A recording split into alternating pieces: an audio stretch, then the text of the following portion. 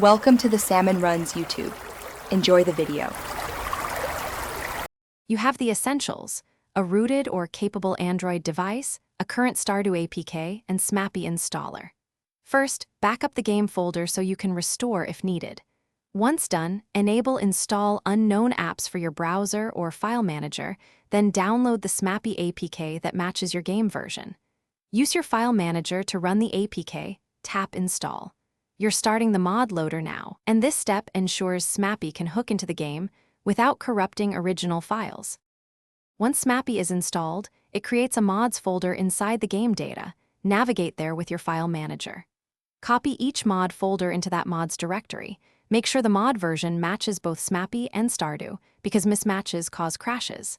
Next, grant storage and any required permissions to Stardew and Smapi so they can read and write saves and config files.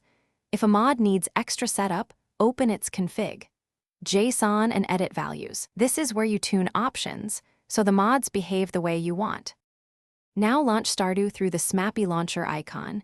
You should see the Smapi console appear and list loaded mods. This confirms success. If you encounter errors, open the console log to identify missing dependencies or bad mods, then make corrections. Make sure to test one mod at a time if unsure. That helps isolate issues.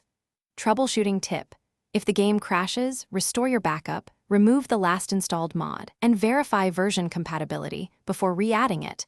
This avoids repeated corruption. Thanks for watching. Consider subscribing if we helped you.